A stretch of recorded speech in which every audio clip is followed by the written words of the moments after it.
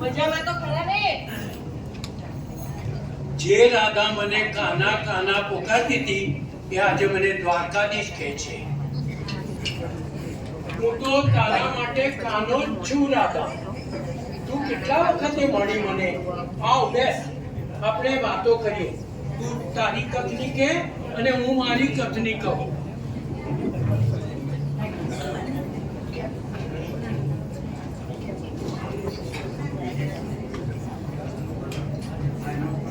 તારી યાદ આવતી હતી ને ત્યારે મારી આ આંખોમાંથી આંસુનો દરિયો વહેતો હતો.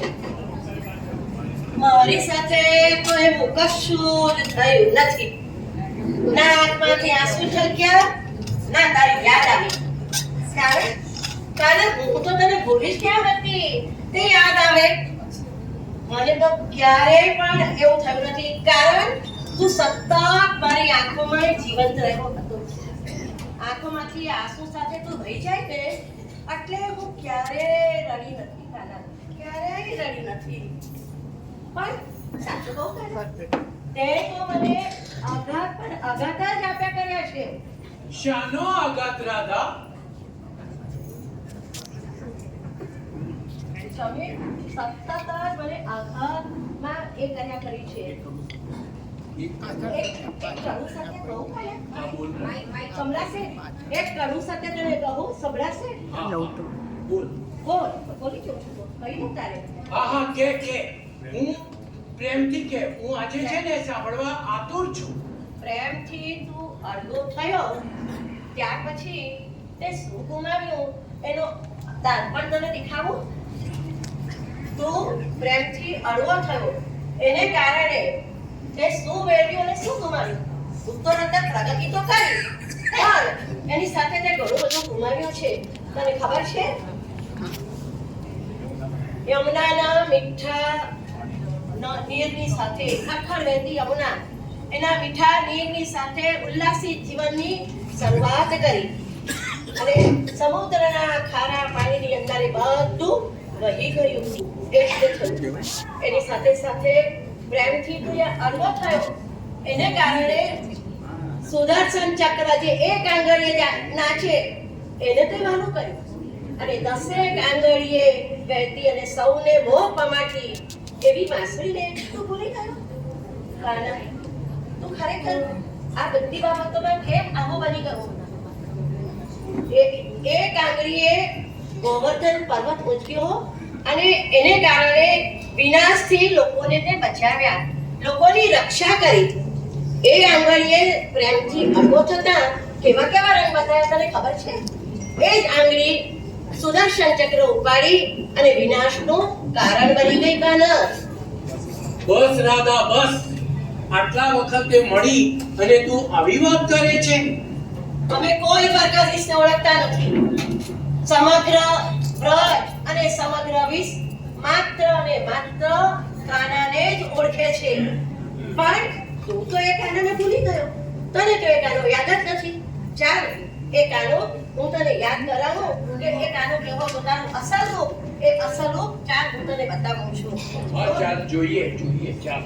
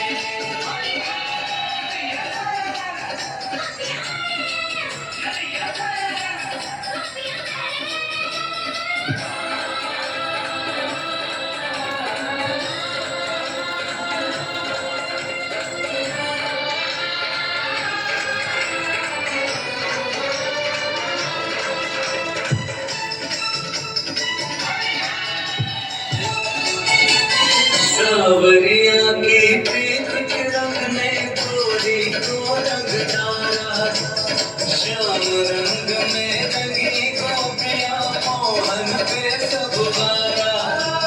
श्याम रंग में रंगी गोपियां मोहन पे सब वारा। छुई मुई लाड से हो गई,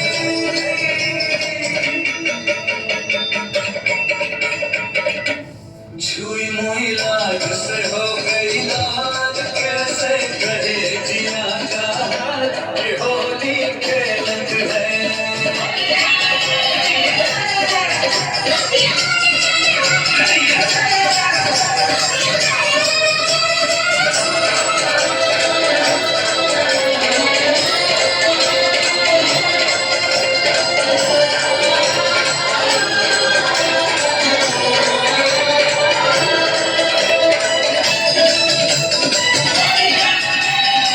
प्रेम के बंधन में बंध के संग होते मन परछाई।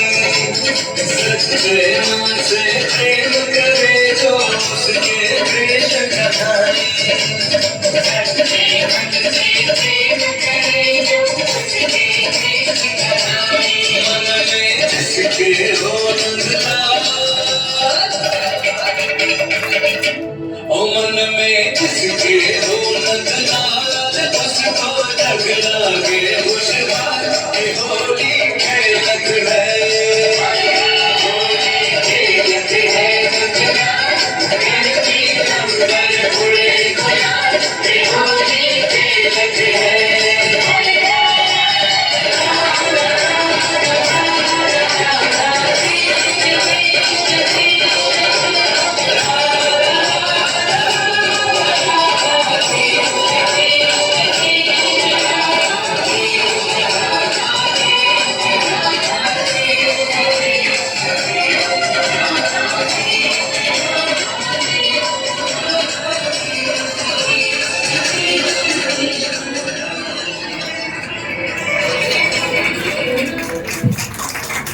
લાય. તું નહીં માને રાધા, મારા ક્ષણ ક્ષણમાં તું જ છે. મારું સાચું જીવન જ વ્રજમાં છે. અને તો પણ તું એ બધું ભૂલી ગયો અને બની બેઠો દ્વારકાધીશ મહાન. અને એ મહાન બની અને તે શું કર્યું તને ખબર છે? રાધા, આ પૃથ્વી પર મારો જન્મ જ સહેતુક છે. મારે કેટલા કેટલા કામો કરવાના છે. એ તો બધું ઠીક કાના, પણ તે બે બહુ જ મોટી ભૂલો કરી જીવનમાં. આખું જગત મારી જ ભૂલો કાઢ્યા કરે છે. અને રાધા, તું પણ મારી ભૂલો કાઢે.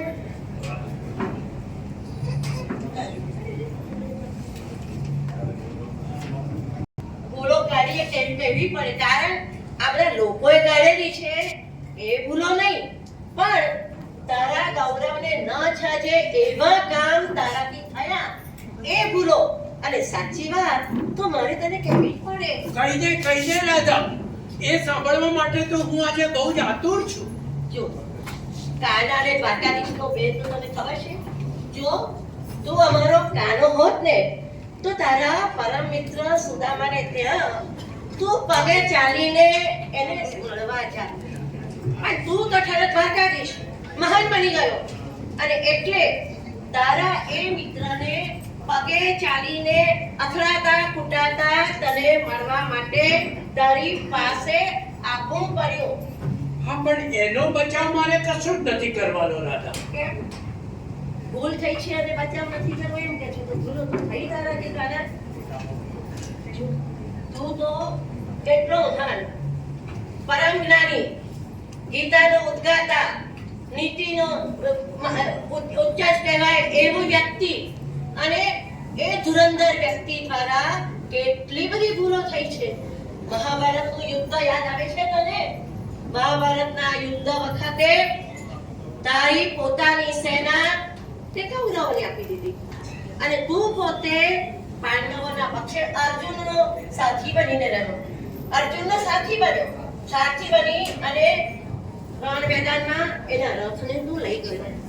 એટલું જ નહીં, અર્જુન તારા દેશના તારી સેનાને અકારણ મારતો રહ્યો. રાજા તરીકે તારું કર્તવ્ય શું હોય તને ખબર છે?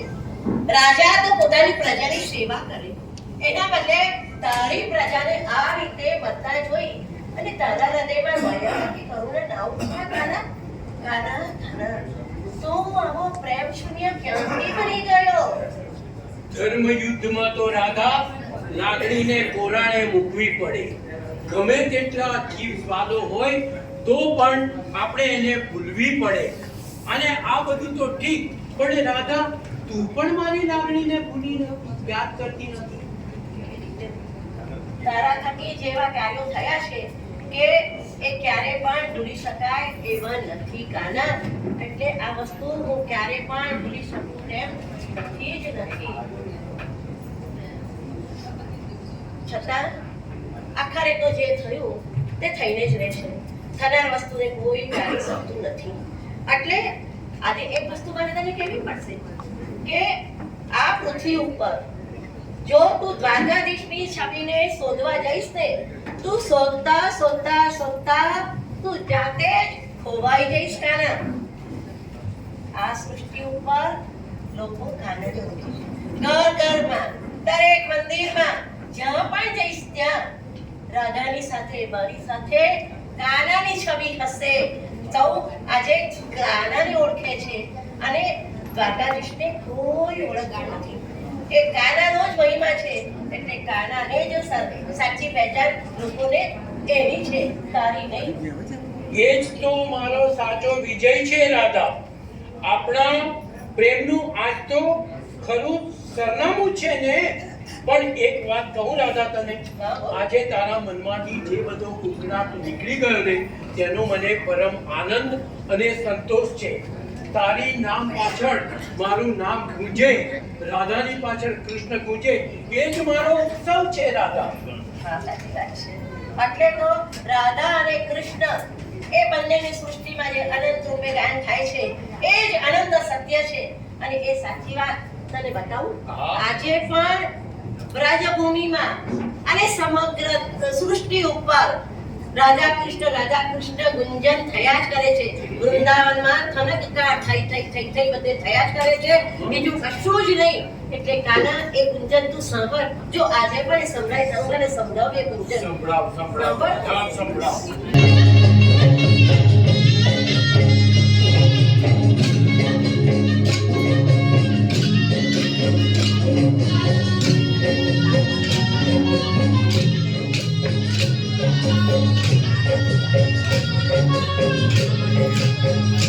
you.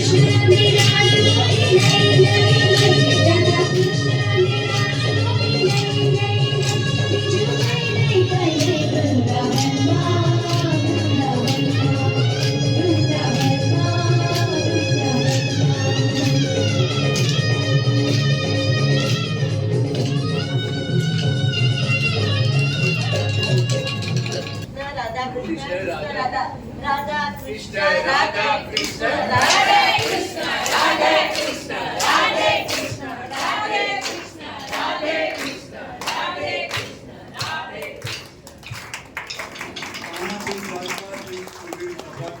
એક સોફ્ટવેર કથાનક સુરેન્દ્ર શર્મા, સંકલન આલેખન ડૉક્ટર અરુણાબેન બક્ષી, દિગ્દર્શન ડૉક્ટર અરુણાબેન બક્ષી. પાત્રોમાં દ્વારકાધીશ શ્રી અચ્છુભાઈ. આપને જણાવી દઉં કે કૃષ્ણ તૃપ્તિ સરૈયા, એક જે નામ બોલો આવી આવજો. રાધા કુમુદબેન પરીખ. ગોવાળિયામાં આ ગાના છે. સીમા કાપડિયા, મંદા કાનાણી, દક્ષા શાહ, જિજ્ઞા શાહ.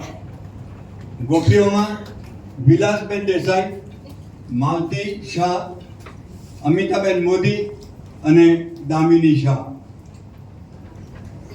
આ સુંદર નાટક. હતા.